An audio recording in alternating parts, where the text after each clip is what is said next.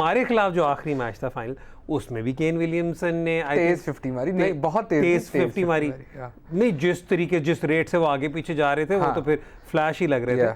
लेकिन मैं यहाँ पे ये वाली बात कर रहा हूँ कि वी हैव अ हैबिट और we have this tendency of usually getting everyone out except for the anchor and then the anchor accelerating against us at a ridiculous pace. I think it's okay at this stage, मेरा एक genuine concern is Kane Williamson as well. मेरा उसमें ये point of view है कि या तो Kane Williamson की आप विकेट जो है अगर अर्ली नहीं मिलती है आपको, तो you can basically tie up one end, and what that means is के Glenn Phillips then has to take the chance from the other end, so you can get him out. That is one way of going about it. The other way is you go for the kill, and जिसके अंदर यह है कि New Zealand की batting lineup isn't as deep, तो you can actually go in for that kill. कि आप उनके आउट कर लें तो they you can put them under a lot of pressure. So that is why having 4 fast bowlers means कि अगर जो बॉलर अच्छी बॉलिंग कर रहा है उसको आप एक एक्स्ट्रा ओवर दे सकते हैं. अगर पावले में शाहीन कर रहा है या आपको मिडल ओवर्स के अंदर आपको लगता है Haris might trouble this player, तो आप उसके एक की बजाय 2 ओवर दे दें मिडल ओवर्स में. ठीक है, तो all that can be done. Glenn Phillips right now is the key because of his square game. अच्छा, तो फिर ग्लेन फिलिप्स पे आते हैं. The plan against him, anything apart from Shadab?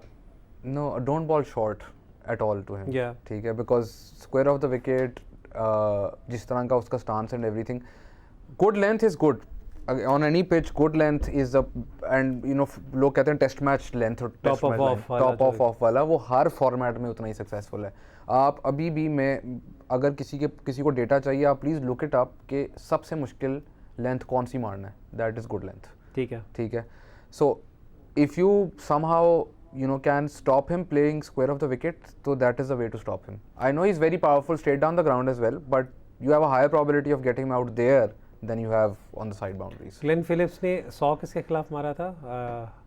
I forget. Yeah, I forget as well. मतलब एकदम से दिमाग से निकल गया, लेकिन उसमें एक स्टैंड आउट फीचर ये भी रहा है कि No, that was one of the, I think Sri Lanka, it's one of the most outstanding innings of the.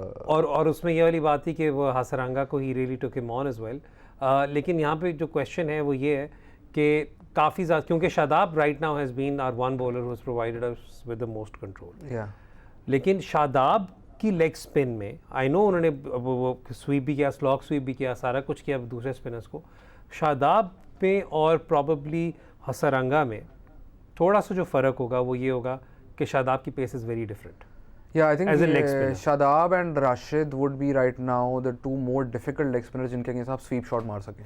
Rashid would be even more difficult than Shadab because Rashid तो 100 पे कराता है ना. ठीक. Mujib as well, like they ball really fast.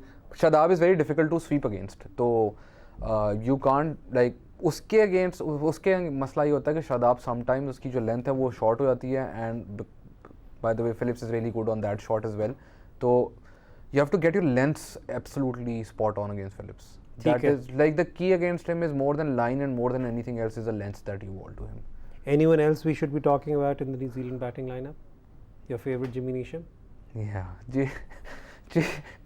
Jimmy Neesham has this habit of turning up for big matches with the bat.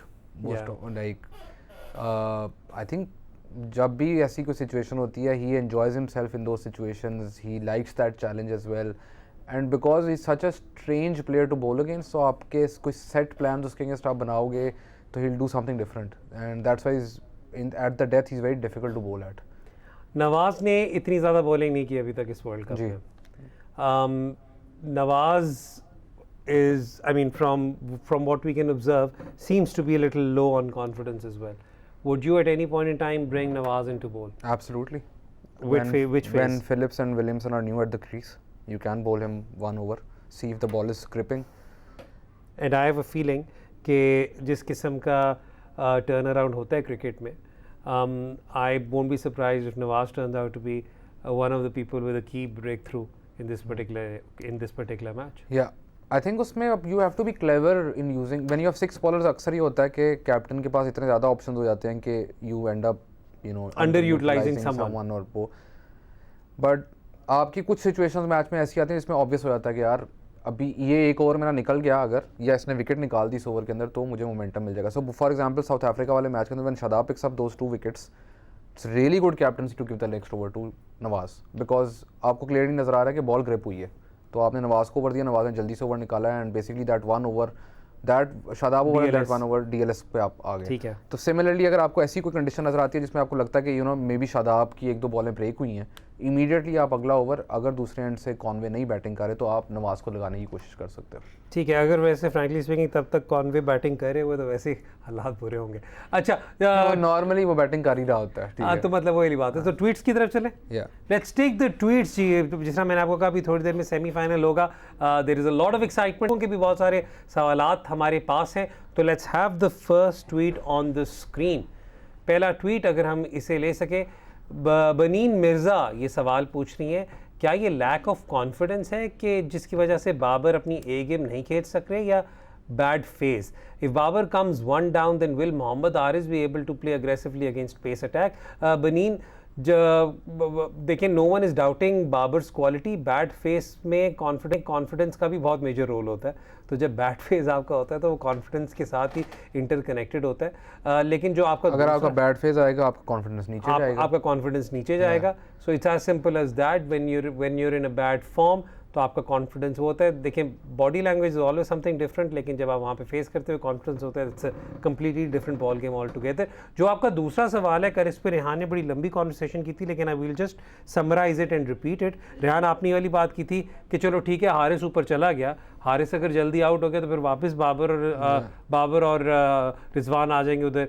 So why be in that situation? I think वो भी it's a catch 22 in again कि आपको देखना पड़ेगा कि I think जितनी हमने promotion कर छोड़ी है ना इस बुक की, कैच 22 की, उसकी शायद ही किसी ने की हो, बट गो ऑन। पैराडॉक्स कह लेते हैं। चले इस paradox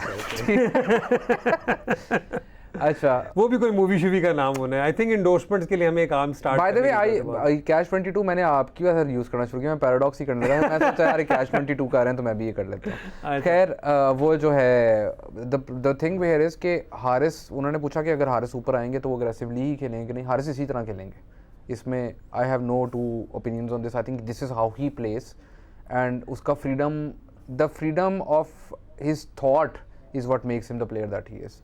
As soon as you take that freedom out of his thought, he will not be the same player. It's as simple as that. और मैथ्यू हेडन की भी आई थिंक जो press conference थी उन्होंने शायद यही वाली बात की थी कि Haris has been taking on our fast bowlers as well. So I mean वो सारी बातें, बट आई थिंक इस वक्त it's just a matter of time before Babar and Rizwan come good. So I am not particularly, मैं तब परेशान होता अगर middle order wasn't showing up. They're showing up. Middle order is doing a I good think job. Pakistan, in terms of percentage of runs scored by middle order in the Super 12 stage, is in the top 4 teams. ठीक है, तो Pakistan is in the top 4 teams. हाँ, but वो मेरा कहने का मतलब कि मिडिल ऑर्डर की बड़ी कंसर्न थी सीरीज से पहले। तो even the strike rate is really good, it's between 135 and 140, balls पर boundary is really good, the average is something around 22 which is above par for this tournament. For example, by the way, England की middle order की average जो है वो तकरीबन को 13 की है, ठीक है, इस वर्ल्ड कप के अंदर। ठीक है, तो पार से आप ऊपर हैं। तो नाउ आई फील कि बिकॉज यू हैव दैट कि आपका मिडिल ऑर्डर स्कोर कर रहा है, तो आई फील कि Babar and Rizwan should play with a little more freedom, and I feel as soon as they play with a little more freedom in terms of के a couple of shots go their way. अगर आपको कुछ edges आपके हक में भी चली जाए ना एकदम से, आउट हो भी गया तो इन्होंने बचाया मुझे पूरा ग्रुप स्टेज में, मेरे मिडिल ऑर्डर ने मुझे बचाया है, तो that should give you a more free approach. ठीक है, and if they play with a free approach I am sure के दे कैन डू वेल। अगले ट्वीट की तरफ चलते हैं जी। Let's have the next tweet on screen. Mubashir Ahmed Khan, क्या शादाब को नंबर 3 पे खेलना चाहिए न्यूजीलैंड के खिलाफ, considering they've two spinners, considering his spin hitting capabilities, he can give us a big advantage at 3 against them, specifically also 1 over from Nawaz in the power play if Allen is not out after 2 overs. Shadab पे तो पहले मैं ये कह दूँ, हमने इस पे कॉन्वर्सेशन ऑलरेडी कर दी है कि शादाब के लेग स्पिन के खिलाफ नंबर्स या किसी भी फॉर्म की रेस्ट स्पिन के खिलाफ numbers might be very very good, लेकिन लेफ्ट आर्म ऑर्थोडॉक्स के खिलाफ जो Mitchell Santner probably would be the first change bowler, वो उतने उस टाइप के the graph is getting better but it's not as good as against spin. मतलब लेकिन अगर कोई सिचुएशन ऐसी होती है जहाँ पर आपके पास शान मसूद और शादाब इकट्ठे क्रीज पर हैं, that would nullify both spinners. That would be the in the middle overs at some point in time, that would be the best situation. I think the reason जहाँ पे मुझे लगता है कि शादाब को शायद प्रमोशन नहीं मिलेगी up the order is because Haris की परफॉर्मेंस, हारिस की परफॉर्मेंस, और दूसरी चीज़ ये है कि पाकिस्तान राइट नाउ थिंक्स कि हमारे पास कोई डेथ ओवर्स में हिटर नहीं है। बिकॉज अगर इफ्तिखार भी ऊपर खेल रहे हैं तो death over hitter automatically Exactly. Then Shadab becomes that death over of hitter course.